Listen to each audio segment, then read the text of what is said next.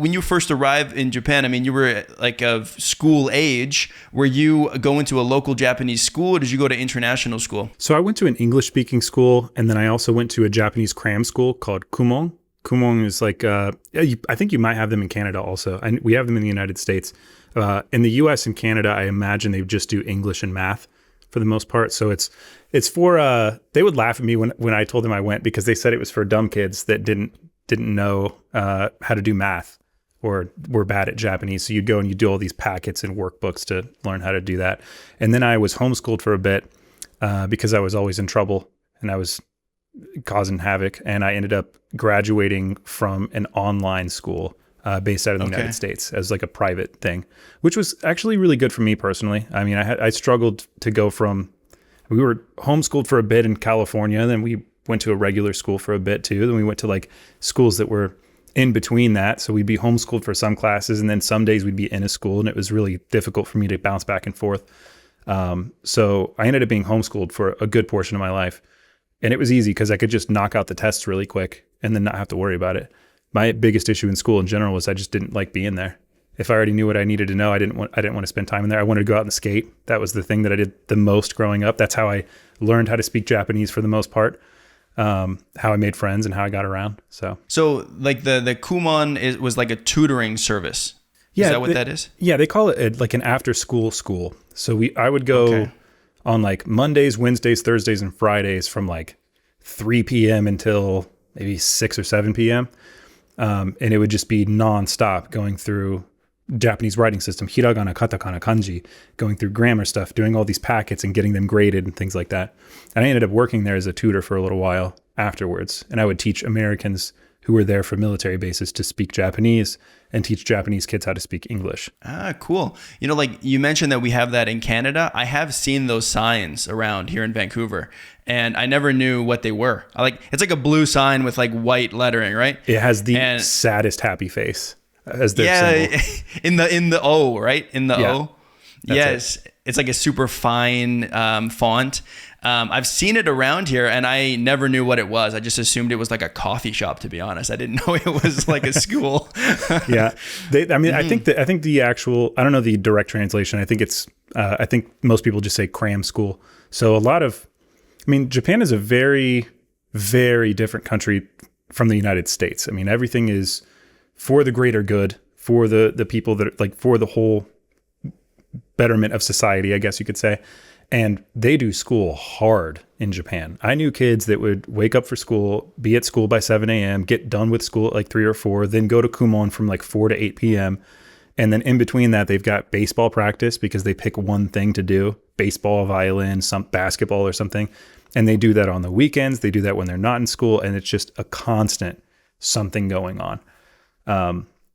So Kumon is one that I think most half Japanese kids, there's a lot of half Japanese kids that go there, especially when their dad's like in the military and their mom wants them to learn Japanese. And I feel like any half Japanese kids listening, when they hear the word Kumon, they're like, oh God, because it's, nobody wants to go back to school when you're done with school already for the day. Yeah, especially as a kid, that would be brutal. Just like nonstop school. I mean, with such an emphasis on education, especially at a young age, was it hard for you to kind of fit into that group because you had such like an alternative education, like a little bit of this, a little bit of that? Not really. I was really lucky in the friend group that I was surrounded by. So Japan in general, like there's this idea of what Japan is, and for the most part, it's kind of correct, pretty strict rules and people act a certain way.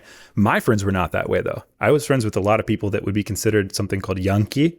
Yankee is like a punk subculture of Japan. So a lot of them would dye their hair different colors. They'd shave their eyebrows off. Some of them have tattoos. They ride motorcycles. They drink underage and fight and party and skateboard and do all this dumb stuff. And that's the things that I was into when I was younger. So I didn't have any trouble in that regard. I was also, when you're not Japanese, you're not Japanese. I mean, it's very, very apparent, especially if you're from a Western country. I mean, I would never be considered Japanese, even if I was born and raised there.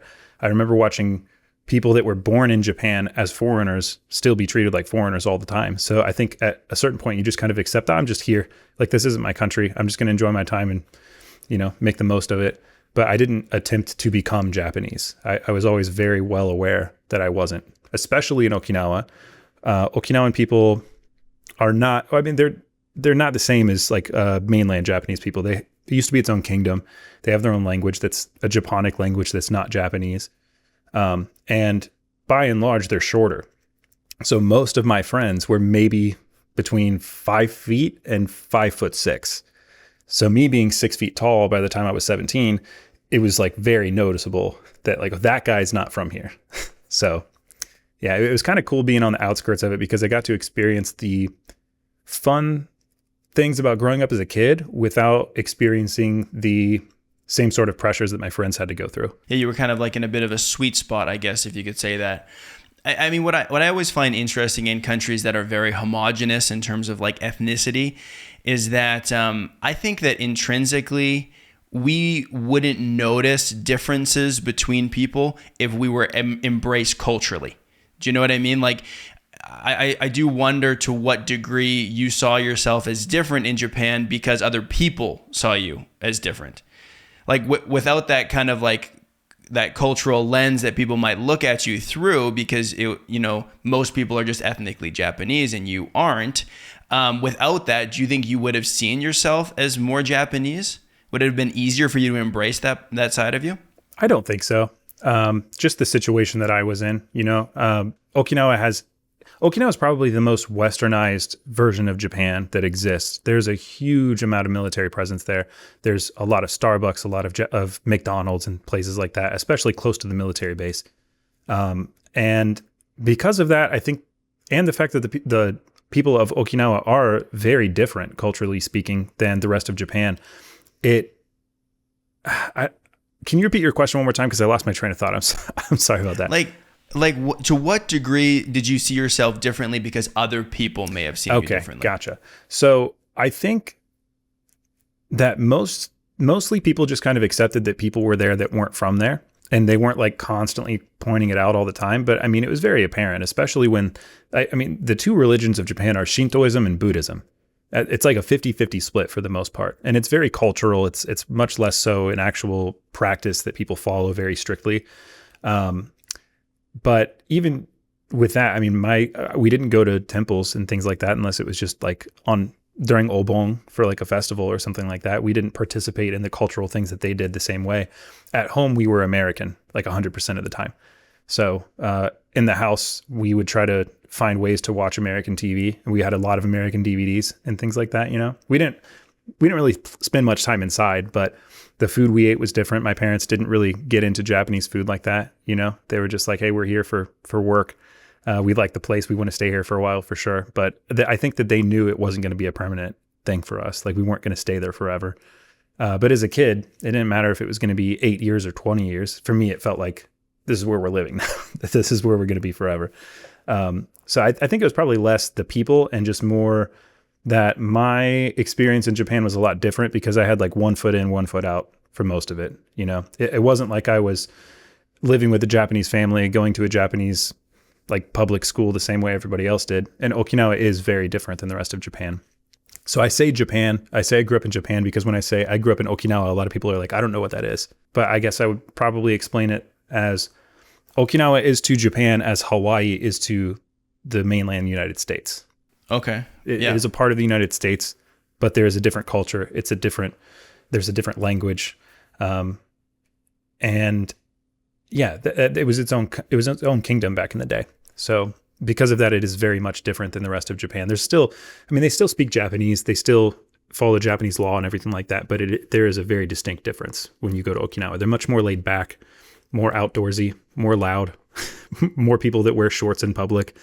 Like I think it's much closer to Hawaii. And like, how many years were you in Japan in total then? Oh, let's see. We're probably looking at like 8 or so. 8 years? Mm-hmm. Okay. Yeah. And I mean, like 8 years is a long time when you're a kid, right? Like for your parents, they probably saw it as like, a short stint, do these 8 years and then, go back to the US. But like, those are some pretty formative years for you. Yeah. And those were my growing up years. I mean, when I think about the time before I was in Japan, I have memories of it, but there was nothing like really important about what shaped me as a person in those years, if that makes sense. I lived in Indiana until I was 8 years old, and I barely remember the things that I did in Indiana. I don't remember any of the people really from when I was 8 years old. But I had my first beer in Japan. I learned how to drive a car in Japan. I had my first girlfriend in Japan. Like all the first everything that's like the coming of age stuff, it all happened in Japan. Mm-hmm. And because like, I mean, my reference point is always people that I see here in Canada from other countries, right? That have, their parents are immigrants from another place and they grew up here. That's kind of my reference when I hear stories like yours.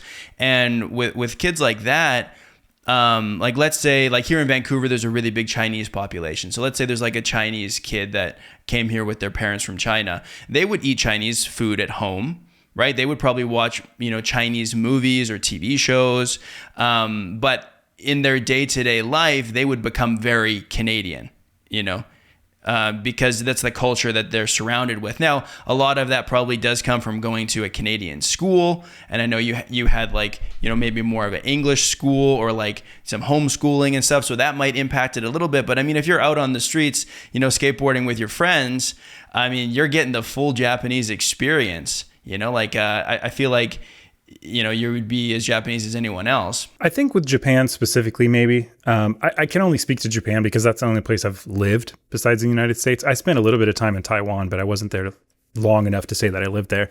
I think Japan specifically, I mean, it's extremely homogenous in Japan, and they have a history of making it known, like, yeah, you're not Japanese. And to kind of illustrate it, in one of my classes, there was a girl whose father was Korean. Her mother was Japanese. Everybody called her Korean. Now, me being from the United States, I could tell she looked a little bit different than some of my class. I mean, just ever so slightly. But to them, it was such a massive difference that I don't know whether you want to include this in the podcast or not. I'm going to say it anyways, though. She didn't do well on a test one time. And one of my classmates next to me bumped me on the shoulder. He said, "It's because she's Korean. They're not good at math." And it was like, oh, okay. And you'd hear that every now and then. I mean, it was much more open about what they thought about other people sometimes than you'll find in the U.S. In the U.S., it's more hush hush, and people might, especially people who have bad thoughts about other cultures, they'll kind of keep it quiet, or they'll just do a look of some kind. In Japan, it's less so. If they say anything, they'll say it out loud, and they'll be like, "Yeah, well, I don't like them."